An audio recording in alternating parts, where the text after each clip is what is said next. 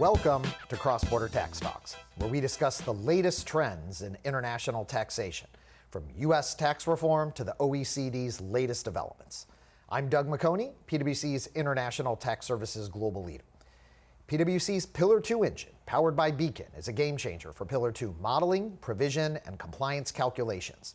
Built on a graph system utilizing over 20 years of international tax technology, this cloud-based centralized rules engine is developed by a team of Pillar 2 tax experts from around the globe. PwC's Pillar 2 engine is currently available as a service and is now available to license. On this week's episode of Cross-Border Tax Talks, we're back in Washington, D.C. in PwC's Policy on Demand studio, where I'm excited to have Pat Brown back on the podcast for the One Big Beautiful Podcast Part 2, the Senate edition. Pat is an international tax partner in PwC's Washington National Tax Services practice, where he serves as the National Tax Office co-leader. Pat, welcome back. Yeah, Doug, it's great to be back with you. We're cranking these things out. Indeed. All right, so this is part 2 of Right. One Big Beautiful Podcast. Yes. We'll see how quickly part 3 comes. The Yep. goal is that is the final legislation that we're Yes. going to talk about. I figured we would skip the small talk on baseball. I will note for listeners that Cincinnati did come to St. Louis this past weekend. We did take 2 out of 3, but we've got 4 teams in the National League Central all within 4.5 games. This Yes. is going to be a fun. Oh, it should be. It's It going to should be a be. fun summer. I guess Yeah. I didn't skip the small talk. Yeah, right. That's okay. All right.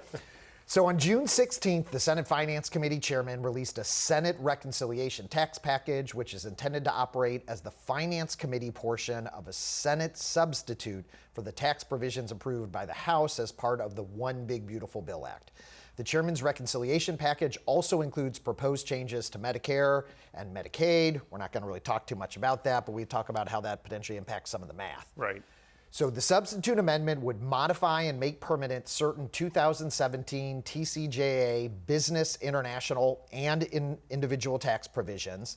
The chairman's substitute amendment also includes Senate versions of proposals addressing tax relief, proposals advanced by President Trump. We'll get into a few of those. Yep. The House proposed Section 899 to address unfair foreign taxes, which had some significant modifications, Right. which I know is important to listeners, and some other revenue-raising measures intended to offset part of the cost of the tax package. Before we dive into some of those provisions, Pat, you did a fantastic job of explaining the legislative process on the last One Big Beautiful Podcast, Part 1. I want to remind folks, this is June 24th. Right. This stuff gets outdated very quickly. Yes.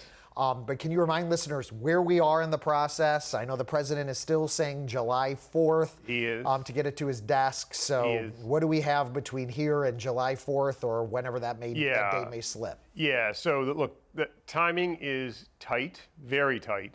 Is it achievable? Yes, but timing is definitely very tight. And there's really at this stage in the process, no margin for error. Because, Doug, so where we are in the process, the House has passed, as you noted, their version of the reconciliation bill. Under our system, both the Senate and the House must pass identical legislation before it goes to the president for signature. Once it goes to the president, he either signs it or lets 10 days pass, after which time it becomes a law. Unless, of course, he vetoes it, which is not going to happen here. So We'll have one of those Sharpies ready. Exactly. He's going to be ready. So where we are is the House has passed their version of the bill. To your point, the Senate is now deliberating and debating and moving forward with their process for the bill, which will be different from the House version of the bill, which means that whatever the Senate passes, at a minimum, has to go back to the House at least one time for the House essentially to say, we fully agree with the changes the Senate has made, in which case they voted out of the House. We now have identical legislation to go to the president. Can that happen by July 4th? Yes, it can. What I don't believe is even remotely achievable by July 4th is for the Senate to pass something, the House to get it, look at it, and say, yeah, we need to make a few changes to that.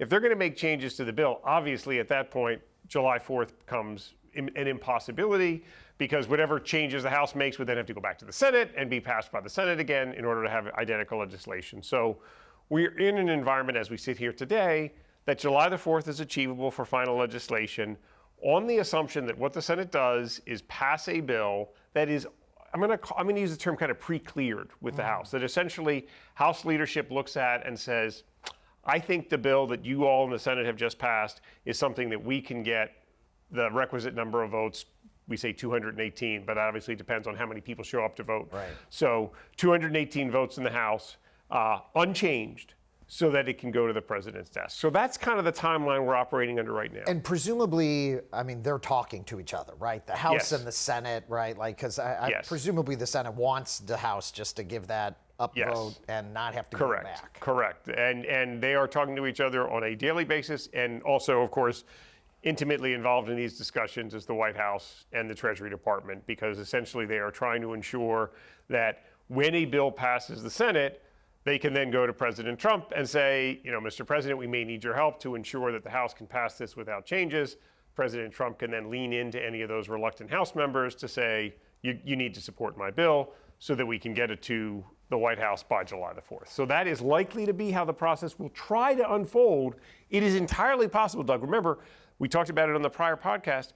The vote to get the bill out of the House was by a single vote. A single congressman essentially got them over the top to get the bill out of the House. So if there are changes in the House bill, to the Senate bill when it goes back to the House, that even House members are reluctant about and they need to be convinced. Well, if it takes a few days to convince them, you're now past essentially the 4th of July and this spills over into July. It's entirely possible. I would say it's probably even a little bit more likely. It's very close. So. And President Trump did tweet out this week that he doesn't want anybody from Congress taking their vacations for July 4th until this bill is finalized. Yes, and that, by the way, is a time-honored tradition amongst the Congress, essentially leadership in the Congress. If you want to force people's attention, you say, you don't get to leave town until you vote for my bill. And then people are confronted with, well, I'm probably going to vote for this eventually anyway. I can do it now, or I can do it 3 or 4 days from now. And the only thing that happens in the interim is I make a bunch of my colleagues mad at me because I'm delaying the start of their recess or their vacation or whatever. So that's kind of a lot of the dynamic. It focuses the mind, I guess, if you're going to say, you don't get to go home for 4th of July until you approve my bill. So obviously there's a lot of history to this kind of an approach. I'm certainly looking forward to my 4th of July holiday, Pat. But we will be ready for the One Big Beautiful Podcast Part 3 when this bill gets finalized. Maybe one point you did a fantastic job kind of going through how scoring works. Yes. Maybe particularly as relates to the Senate, but the process, this thing called the Byrd bath. Yes. And what is the Byrd bath, and why is that important for purposes of scoring and these these new provisions getting scored? Yeah. So reconciliation bills, and of course this is a reconciliation bill, bring with them one huge benefit and a bunch of headaches. The big benefit, which is on the Senate side, is you can pass the legislation out of the Senate with a bare majority, 51 votes, not 60 votes, which is the typical requirement to get bills out of the Senate is you need a 60-vote threshold. They won't have that for this bill because there are 53 Republicans and no Democrats are going to support it. So being able to use a 50-vote threshold or a 51-vote threshold is a huge benefit. But it brings with it a lot of procedural rules. And so these procedural rules, which are pursuant to a budget act that was passed way back in the mid-1970s, essentially require that anything that's going to move through as a reconciliation bill has to comply with a bunch of procedural and substantive provisions. One is every provision in the bill has to have an effect on revenue. The provisions in the bill cannot impact the Social Security funding, essentially. And there are a whole lot of provisions that are like that I won't torture everybody with all the details of. They are called the Byrd bath, obviously a play on words, for the late Senator Robert Byrd, who in many respects was really the grandfather of the development of the reconciliation process in these provisions. Longtime senator from West Virginia, Democratic senator from West Virginia, who essentially, was the architect of a lot of these rules provisions that require reconciliation bills to basically fit within these very tight constraints, these tight budgetary constraints. So what they're going through right now in the Senate, Doug, and this is all overseen by someone referred to as the Senate parliamentarian. That is not a member of the Senate. That is essentially a Senate staff person. So they're not an elected member of the Senate, but they wield nonpartisan, and they wield enormous power over the process for reconciliation bills because essentially every provision that's in the reconciliation bill can be or is argued by both sides. So right now the Democrats are in the minority, so they will come forward and they will say the following provisions of the bill violate the procedural requirements for a reconciliation bill, and this is the so-called Byrd bath. So essentially you bathe the bill, every provision that's in the bill through this process. Things that fall away because they are considered inconsistent with the Byrd rule, in the judgment of the parliamentarian, inconsistent with the Byrd rule requirements, they become so-called Byrd droppings. They get dropped from the bill. So sorry to be so graphic Very for the listeners of the podcast, but there you have it. So that's the process we're going through right now. Honestly, the biggest issue that often emerges with respect to the Byrd bath with respect to tax provisions, true tax provisions that are in the tax title of the Internal Revenue or in the Internal Revenue Code, is it takes time. And that time is their enemy right now, right? So they had hoped, even at the start of this week, to have legislation on the floor of the Senate today, Wednesday. That's clearly not happening. The process takes time. Both sides get to argue in front of the parliamentarian as to which provisions can stay, which provisions must go, and it just takes time. And this is, of course, the very nature of the Senate. It's a deliberative body. Things take time, and that's what they're going through right now. And if there are additional changes, even after the initial Byrd bath, do those future and subsequent changes, everything is subject to those? Oh, yes. That process? Yes, everything all the way up through the final vote on the bill. Now, the one thing I will say is, in order for a provision, the Byrd bath process is not self-executing in the sense that the parliamentarian does not, on her own, read through the bill and say, well, I think that runs afoul of the Byrd rule. The minority party has to essentially raise a point of order effectively and say, I think this is inconsistent with the Byrd rule, and then that point gets argued and essentially adjudicated by the parliamentarian. But so if one side or the other is asleep at the switch and not paying attention, it may not end up going through the Byrd bath, even though it could. But that's, again, we're deep in the weeds now. Okay. All right, well, let's dive into some of the provisions. And I want to start with the elephant in the room, which is Section 899. We spent a lot of time talking about the House version of this. How did this change in the Senate? Yeah, so not surprisingly, Doug, two things that are, I think, generally speaking, not surprising. One, that Section 899 is in fact included in the Senate version of the bill. We were certainly expecting that. Also not surprising that there were some changes, and I think overwhelmingly the changes that were included are changes that essentially soften some of the impacts of Section 899. So probably the single biggest one is the House bill had an effective date for the Section 899 provisions of January 1st, 2026, basically 6 months from now. The Senate bill pushes that out a year. So there's an additional year, and that's very much by design, of course, to allow for additional time for negotiations with other countries with respect to these so-called unfair foreign taxes, and to allow these countries to change their laws, right? So, and as we talked about on the last podcast, Section 899 is really intended on the part of Congress, not as a revenue-raising measure so much as it is a stick to get other governments to change their laws, specifically with respect to the UTPR and digital services taxes. So allowing additional time, that's a significant change and obviously a meaningful one. Another significant change is the House bill actually provided for, with respect to the increased withholding tax provisions in Section 899. So remember, the House version said in the first year that a country had an unfair foreign tax, there would be an increase of 5 percentage points in the income that is subject to, in the tax rate on income that is subject to U.S. tax. That would include both FDAP, so interest, dividends, rents, royalties. It would also include income that's effectively connected with a U.S. trade or business. So there would be a 5 percentage point increase in the rate of tax, up to a maximum of 20 percentage points above the statutory rate of taxation. That was the House bill. So that was the House bill. Big deal, because it could mean if you were receiving, for example, royalties today, and you were receiving those royalties at a 0% rate of withholding under a treaty, well, the statutory rate of withholding for royalties is 30%. So you could go, if the offensive tax stayed in place long enough, you could go all the way from a 0% withholding rate on royalties all the way up to 50%.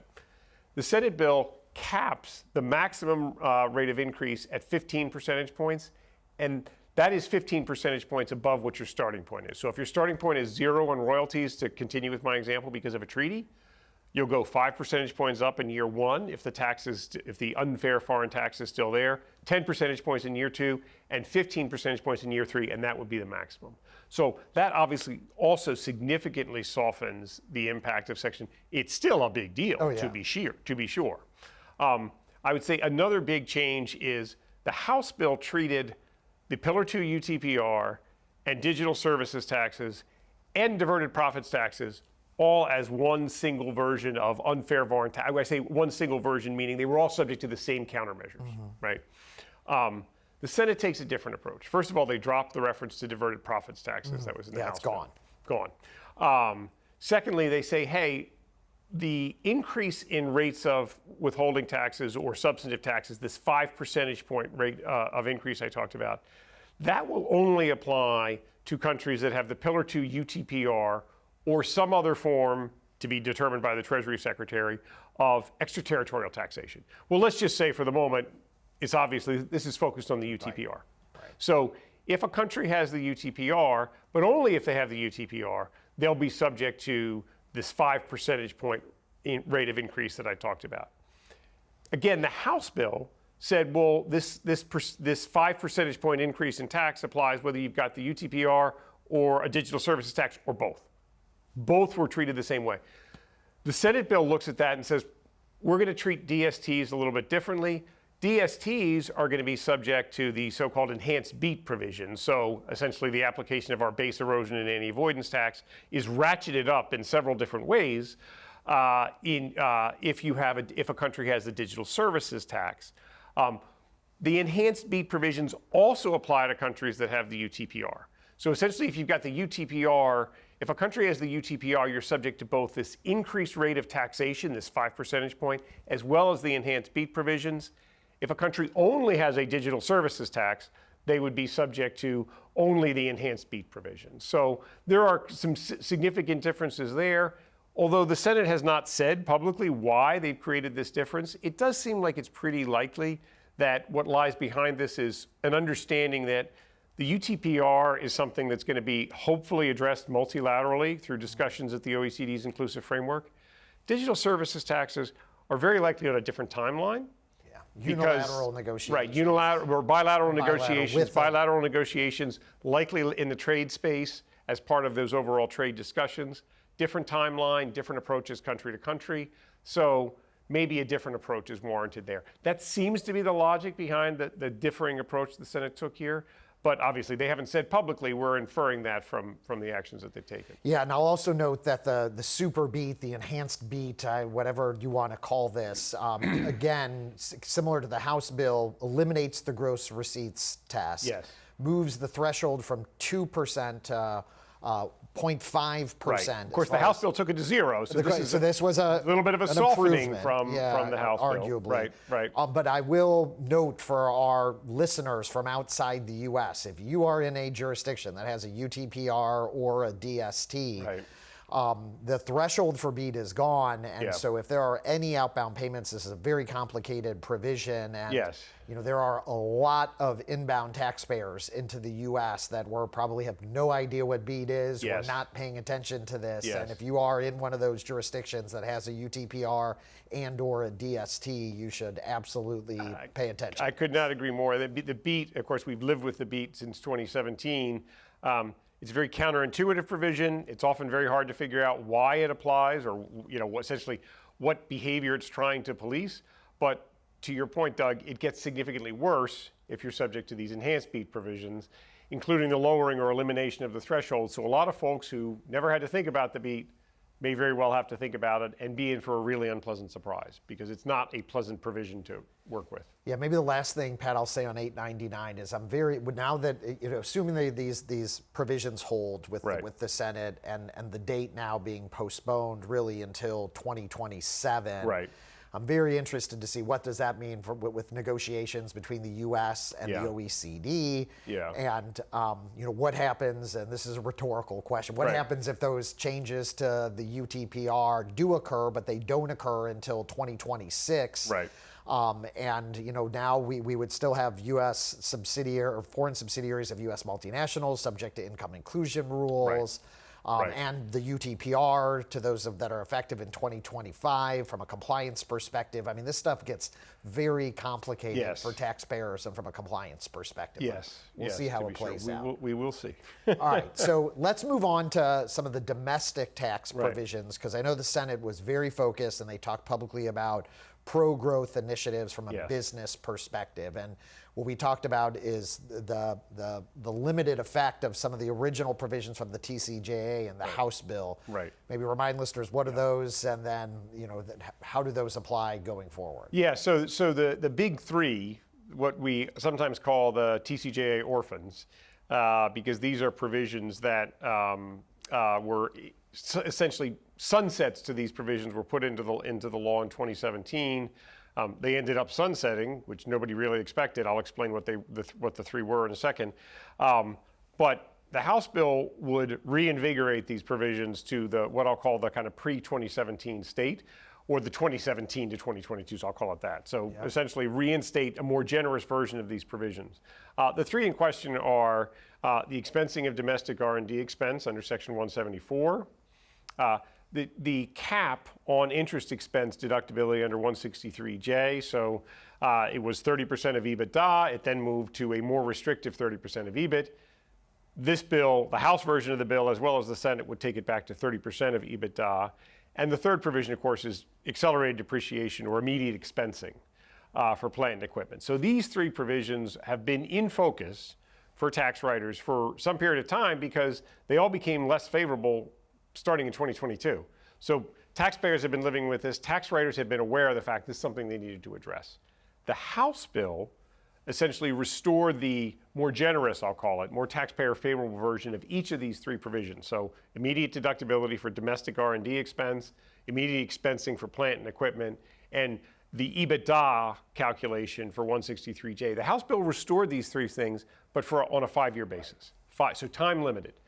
The Senate was pretty forward-leaning even before the bill had come over from the House and saying, this is critical to us that these things are done on a permanent basis. Now, why is permanent important? It's permanent because it gives taxpayers the luxury of essentially having a longer planning horizon to think about these things.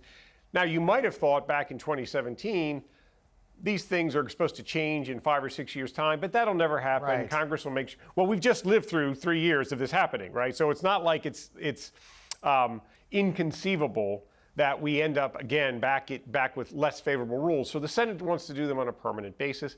Permanent, of course, is more expensive in the context of a reconciliation bill where every provision has to score and the numbers have to add up. But the Senate, at least for the moment, has planted a pretty firm flag into we want all these provisions to be extended on a permanent basis to give taxpayers that planning certainty. Yeah, and one of the other things I think that was interesting under Section 174 for the U.S.-based research was the ability for taxpayers to accelerate capitalized amounts back from 2022. Yes. So an element arguably of kind of retroactivity. Trying for that, for sure. For that yeah, I mean, I'm trying to imagine the headache of trying to manage through all of that. Agreed. Presumably for some taxpayers, it might be worth it. Oh, I'm sure it can be calculated. But all right, so those are generally the domestic tax provisions. There was a lot of action on the international side, Pat. And so the House bill was pretty clean, relatively speaking, small increase we went through in GILTI. I'm going to steal some of the thunder. The biggest change, in my view, is we're not going to call it GILTI anymore, Pat. Right. This is net. And we should all be very sad about that because what a clever acronym GILTI was. Yes, well, yes. Net CFC Tested Income. I view that as the most substantive change. Like NCTI. And I mean, everybody knows what GILTI is now. Yes. We'll see. Yes. That's going to be hard to get people off of that acronym. It will take some doing to get people to drop the GILTI acronym, but I think we will all rejoice when it's finally relegated to the dustbin of history. I agree. It was never very accurate. It had really nothing to do with intangible income at all. Yeah. And I guess it was a little global. But exactly. Net CFC tested income feels a bit more precise. But yes. What were the changes to GILTI or NCTI? Yeah, so I think before I get into the GILTI changes in particular, I think one of the things that's really sort of fascinating is you really see a different philosophical approach between the House and the Senate, particularly with respect to the international provisions. And I think on the House side, what we saw, and we talked about this in the last podcast, was frankly a very modest bill. It's sort of the House took it as its charge We're going to adopt the provisions that President Trump campaigned on, mostly on the individual side, no taxation on tips, no taxation on overtime. We are going to extend, with as little other damage or change possible, the individual tax provisions and the TCJA provisions on the international side. The current rate for GILTI, the current rate for FDII, the current rate for BEAT. Obviously, they tweaked them ever so slightly on the House side in order to comply with Byrd rule issues on the Senate side. Again, I don't want to torture everybody with all those details, but the House essentially set out to do a very modest thing as a relative matter, extend the good stuff that congressional Republicans believe we did in 2017, and get out of Dodge. Let's move on. We want to get this done. The Senate has taken a different approach. The Senate approach, again, let's focus on the international provisions, is we did a lot of good stuff in 2017 with the TCJA, but we didn't get it all right. Let's take this opportunity to see if we can improve these policies. Now, they're doing it in a reconciliation bill, so they have to be mindful of revenue impacts. And so what you see as a result is basically every favorable change has an unfavorable change that accompanies it. And that's the nature of the reconciliation process. It's also the nature of the way both houses of Congress tend to view international tax provisions. It's not a place that members of Congress like to go and spend money on a net basis. They want to think about making the rules more rational, but to be sure, do that in a way that doesn't create a larger fiscal hole than the government already has. So with that mindset, what did the Senate do with respect to GILTI? So the Senate has been hearing for a number of years that one of taxpayers' biggest pain points with respect to the GILTI regime is the apportionment of expenses, allocation of interest expenses. If GILTI is supposed to be a minimum tax, why is it if my foreign operations are high taxed, I'm still paying significant GILTI tax? Well, it's the impact of expense apportionment. And obviously for taxpayers who have lived through the joy of expense apportionment in the GILTI context, they don't need an additional explanation. But by and large, what this essentially does, what expense apportionment does, it lowers your ability to claim foreign tax credits on your GILTI income, and so in effect requires you to be double taxed on your GILTI earnings. Congress understood this was a problem. They understand it was not what they intended to do in 2017, but it is the law today. Fixing it costs money. It is a big benefit to a lot of taxpayers to get the expense apportionment in the GILTI context addressed. So to do that, you got to find offsets. Yeah, that's favorable for taxpayers. That's your favorable change. Yeah, so what's not so you favorable got to find about offsets. GILTI? The increase in the GILTI rate.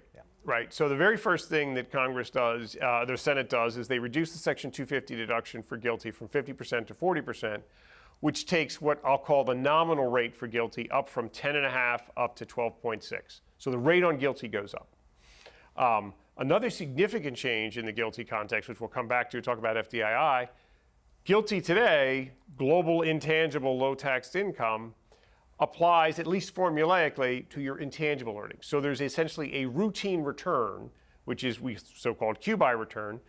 10% of the basis in your tangible assets is eligible to be excluded from the GILTI regime. That is a benefit to taxpayers, of course, to be able to say, I have some foreign income that's not subject to tax under the GILTI regime. That gets wiped out in the Senate bill.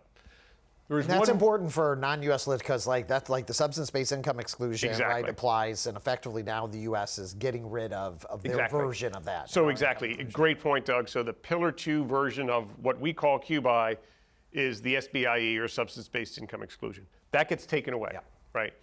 The one other change in the GILTI context, now another favorable change, GILTI today, it's capped. Your foreign tax credits are capped at 80% of your foreign taxes paid. That notches up to 90%. So what that means is all in, from a GILTI calculation perspective, if you are paying foreign tax at a rate higher than 14%, broadly speaking, you should have no additional tax paid under GILTI, no U.S. tax paid under GILTI. If you're paying tax at a lower rate than that, you're going to have some additional top-up tax to pay. But without the allocation of expenses to the GILTI computation, it's going to look a lot more like a minimum tax computation. It won't precisely be that. It will look a lot more than that. So there's some really good stuff in there for taxpayers, offset by the increase in the rate and the elimination of QBI.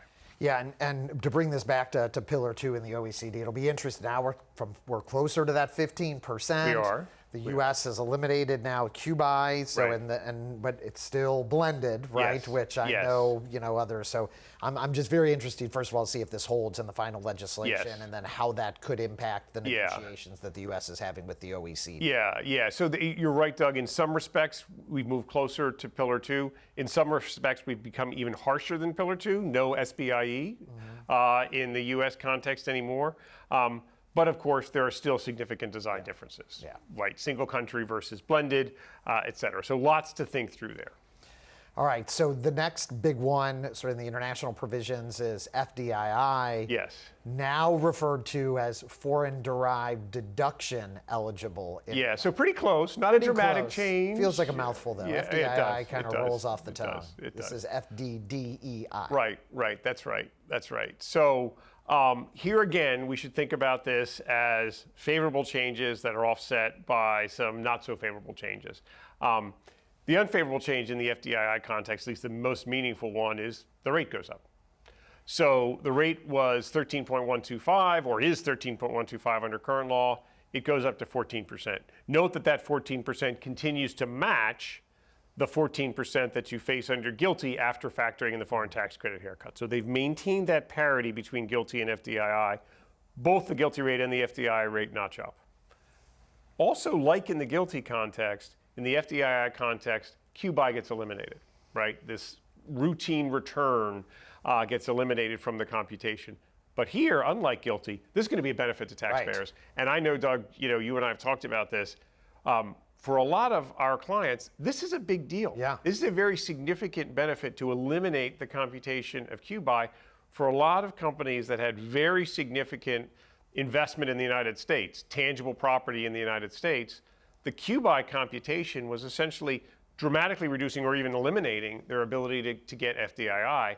And I think what Congress is reacting, what the Senate is reacting to here is taxpayers were sort of arguably left with this fairly unpalatable choice. If you want to invest more in physical property in the United States, well, Congress wants you to do that. They want you to build more plants and facilities in the United States. Well, that's going to reduce the incentive effect of FDII, which is intended to encourage you to own intellectual property in the United States. Well, of course, Congress wants you to do both of those things. Own your IP in the United States, build your plant and equipment in the United States. And so this elimination of QBI from the FDII context moves them closer to a place where that's achievable. That's a positive, offset by the rate change, which is a negative. Another positive in the FDII context, again, now this is going to be very similar to GILTI. Of course, in the GILTI context, getting rid of expense apportionment for these indirect expenses, it's a very positive thing. In the FDII context, even though there hadn't been as much attention on the impact of expense apportionment in FDII, the reality is it does have a meaningful impact for taxpayers in reducing the amount of income that's considered to be eligible for FDII. So addressing expense apportionment in the FDII context will be a significant benefit. Now, I would be remiss, Doug, if I didn't note that there's some uncertainty as to exactly what kinds of expenses they mean that get kicked out of expense apportionment in the FDII context. I will not be surprised if we see some clarification in this as the bill moves forward through the Senate process. For right now, we don't know 100% for sure what expenses exactly the Senate has in mind. We'll have to wait and see how that plays out. And then let's move on to BEAT. So not to be confused with the enhanced BEAT or the super BEAT. No, 899, just our general BEAT rules. The bad enough BEAT. The bad enough BEAT. Before it's enhanced or super. Exactly. So again, I think it's important to approach this from the perspective of what the Senate is trying to do here. What the Senate is trying to do here is try to make a provision that most of us would regard as pretty irrational make a little bit more sense. So BEAT stands for base erosion and any abuse tax. Base erosion, I know what that sounds like. You're making deductible payments from the U.S. to some non-U.S. jurisdiction that are intended to erode the U.S. tax base. Okay, I think I can wrap my head around what that means.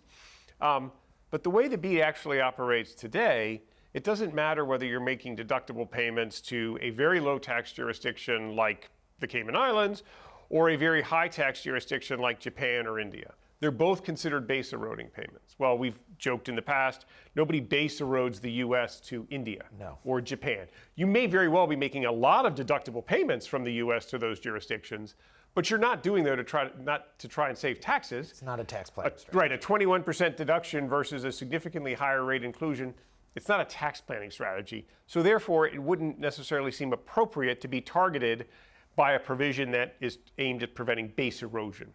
So the Senate looks at this and says, yeah, we think there should be a high foreign tax kick-out or exclusion, essentially, from base eroding payments. So to the extent we're trying to police payments, deductible payments from the U.S. to foreign jurisdictions, we are no longer going to apply that standard to payments that are taxed at 18.9 percentage points or 18.9% or higher. Now, why that number? Because it's 90% of the headline U.S. tax rate of 21%. Why 90%?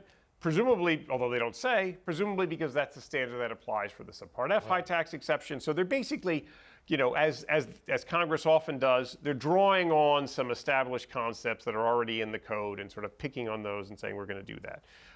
People have argued, well, they should pick the 15% rate. That's the Pillar 2 rate. Remember, Congress doesn't really love Pillar 2. Yeah. So they may not have looked at that as something that was particularly in favor of picking a 15% rate. But in addition to that, of course, again, this is a reconciliation bill.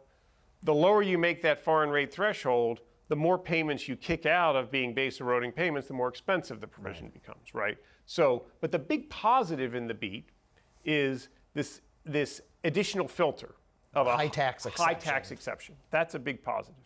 But it comes with a lot of negatives. And for a lot of our clients, a lot of taxpayers that we've been talking to, the negatives on this outweigh the positives. So the negatives are, the biggest one I would say that for folks, well, first of all, let me say the first big negative is the rate goes from 10% to 14%. Yeah, it's a big jump. Right, it's a big jump. Note that matches the GILTI rate, matches the FDII rate. Those rates didn't match in the past. There's not any particularly compelling logic for them matching now, but all three would be at 14% under the Senate bill. So that's a big jump.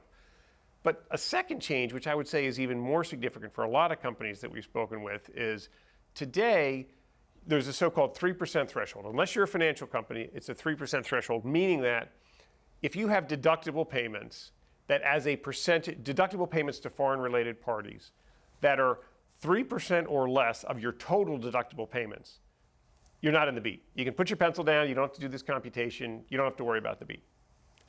A lot of taxpayers, when the BEAT was first enacted, they were maybe right around the 3% threshold, maybe a little bit above it. They've had to take essentially a lot of steps to try and manage themselves. The way they manage the BEAT is to try and keep themselves below that 3% threshold, so they're not subject to the BEAT. This bill drops the 3% threshold down to 2%. Now it's 1%.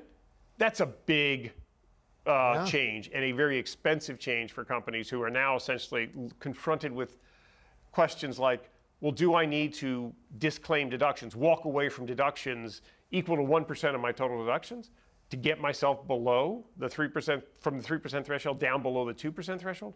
That is a very big deal. So that's a very impactful negative change for folks. So I would say the two big negatives are the increase in the BEAT rate and the reduction in that 3% threshold down to 2%. And a lot of people that we've spoken to have reacted to that decrease in the threshold as, I would say, again, the more disturbing or impactful change.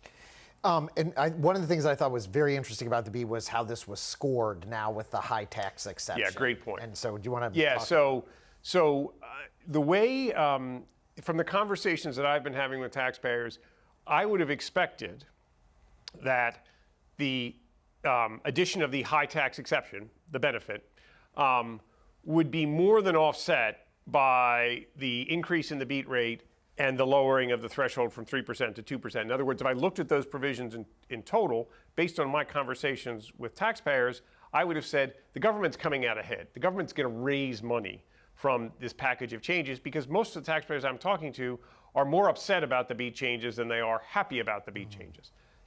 Well, in fact, the Joint Committee scored the package of BEAT changes as costing the government almost $50 billion. So Joint Committee is clearly, they obviously have access to data that we don't have access to. They can look at the entire universe of taxpayers.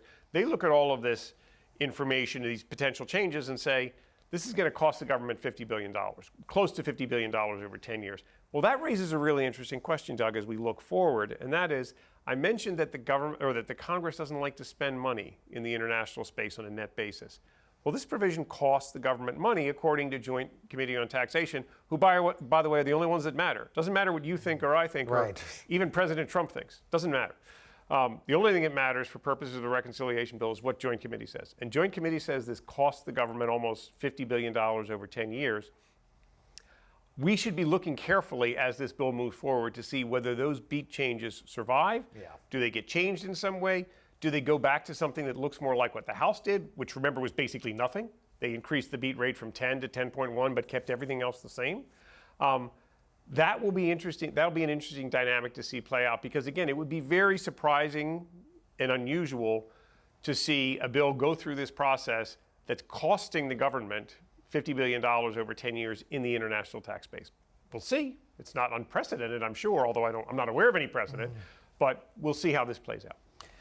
All right, so there were a number of other international provisions. Maybe I'll just mention two, Pat. One was CFC look-through, right? Yes. So the ability to be able to pay dividend or interest, rents, royalties between CFCs, not Subpart F. Yes. That's something that we've talked about a lot on this podcast over the years. Yes. And done on a permanent basis. Which is a big deal for a lot of folks. Yeah. The other one that I'll point out, and this is particularly relevant for U.S. parented groups, is the elimination of this 1 month deferral that is allowed for CFCs. So for calendar year taxpayers, they have the option of having an 11/30 year end for their CFCs. Right.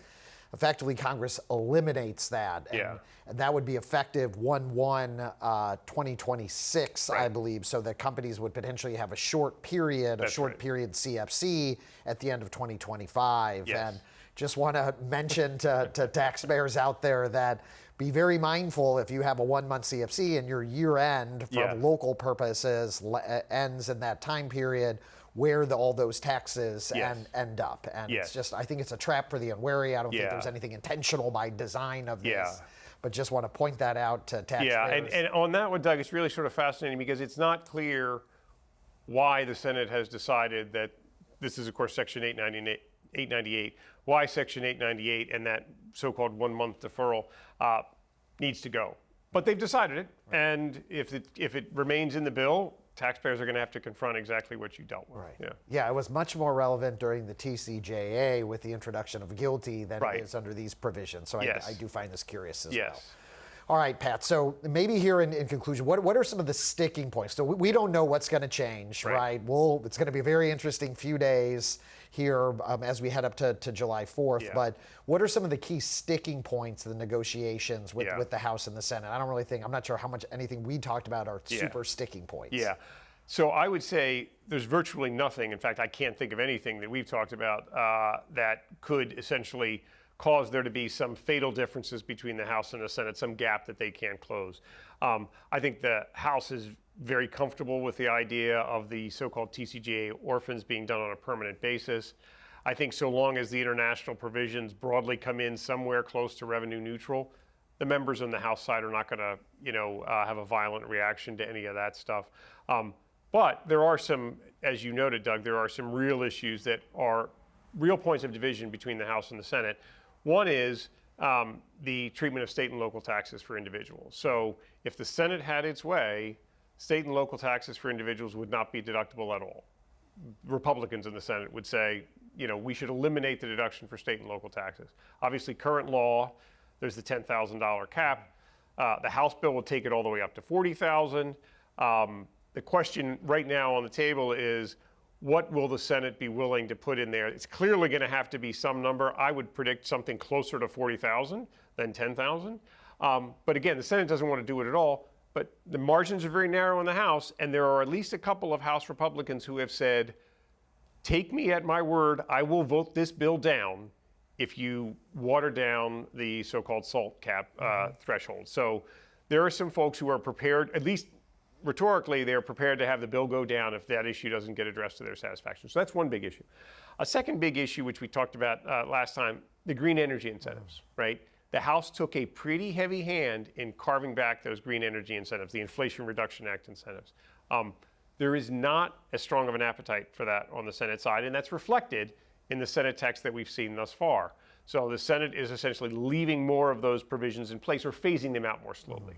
The House wants to be aggressive on that because there's more cost savings in that.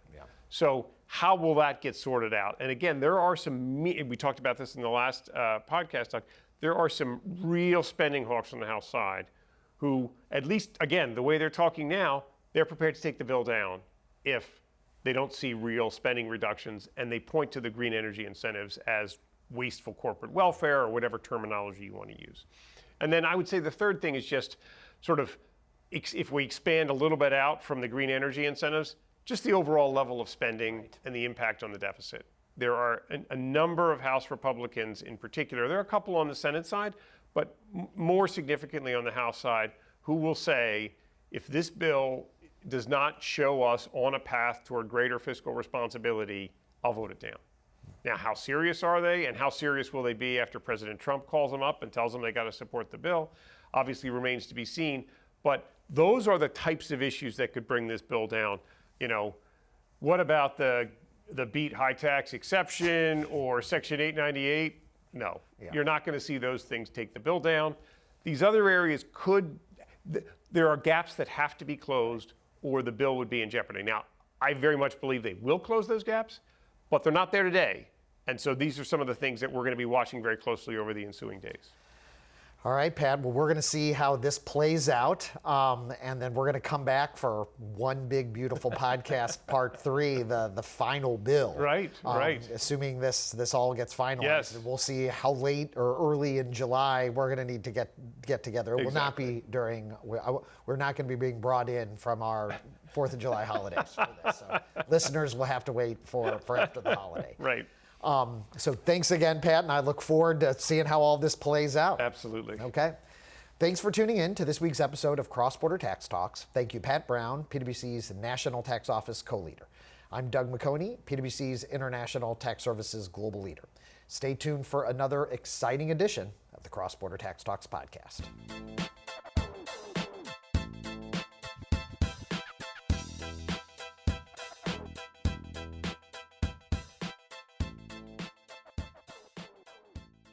This podcast is brought to you by PwC, all rights reserved. PwC refers to the U.S. member firm or one of its subsidiaries or affiliates and may sometimes refer to the PwC network.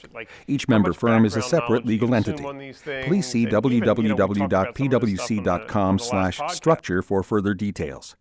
This podcast is for general information purposes only and should not be used as a substitute for consultation with professional advisors.